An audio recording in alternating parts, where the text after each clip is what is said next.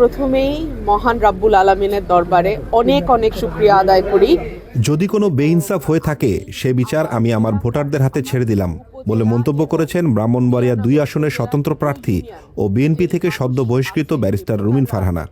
শুক্রবার দুপুরে যাচাই বাছাই শেষে জেলা প্রশাসক ও রিটার্নিং কর্মকর্তা শারমিন আক্তার জাহান ব্রাহ্মণবাড়িয়া ২ আসনে রুমিন ফারহানার মনোনয়নপত্র বৈধ ঘোষণা করেন। রাজনীতিতে কিন্তু তকদিরের বাইরে কিছু হয় না, হ্যাঁ, ভীষণ রকম ভাগ্য এখানে কাজ করে। সো আমার ভাগ্যে ঠিক ওটাই ঘটছে যেটা আমার বাবার সাথে ৭৩-এ ঘটেছিল।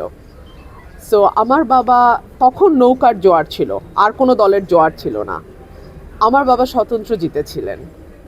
এখন বাংলাদেশে এই মুহূর্তের প্রেক্ষাপটে যেহেতু আওয়ামী লীগ নাই, বিএনপির একটা জোয়ার দেখা যাচ্ছে, সেখানে আমি আবার স্বতন্ত্র দাঁড়াচ্ছি। সো এটাকে আমি ভাগ্যের খেলা ছাড়া আর কী বা বলতে পারি। যদি কোনো বেইনসাফ হয়ে থাকে সেই বিচার আমি আমার ভোটারদের হাতে ছেড়ে দিলাম। দলের যখন দুঃসময় ছিল তখন দেশনেত্রী বেগম খালেদা জিয়া নেতৃত্বে ছিলেন।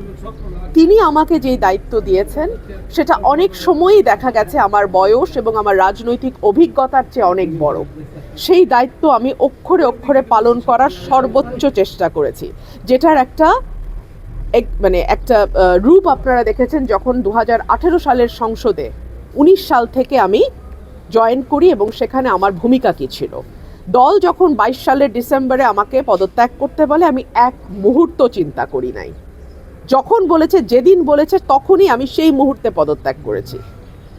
এরপরে দল যদি মনে করে নতুন নেতৃত্ব, তাকে আমি স্বাগত জানাই, যে আমার service is no longer required, that's okay, fine, আমি আমার রাজনীতি চালিয়ে যাব। সবাইকে আমি প্রতিপক্ষ মনে করি না, প্রত্যেকেই প্রতিদ্বন্দ্বী। আমরা একটা সুস্থ প্রতিদ্বন্দ্বিতার মধ্যে দিয়ে একটা সুস্থ রাজনৈতিক ধারা আনতে চাই। একটা নির্বাচনের আদর্শ পরিবেশ যাতে থাকে, সকল প্রার্থীর প্রতি আমার আকুল আবেদন সেটাই থাকবে।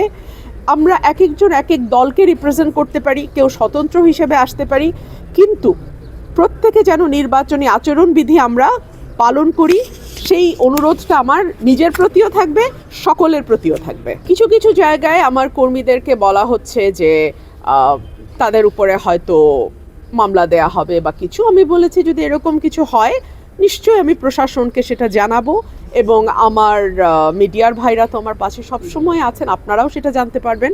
আমি সেটার ব্যাপারে যথাযথ ব্যবস্থা নেব যদি এমন কিছু এমন কিছু হয় যেটা আমার নির্বাচনে এফেক্ট করবে, আমার নেতা কর্মীদের নিরাপত্তাকে বিঘ্নিত করবে, সার্টেনলি আমি দেন অ্যান্ড দেয়ার ব্যবস্থা নেব।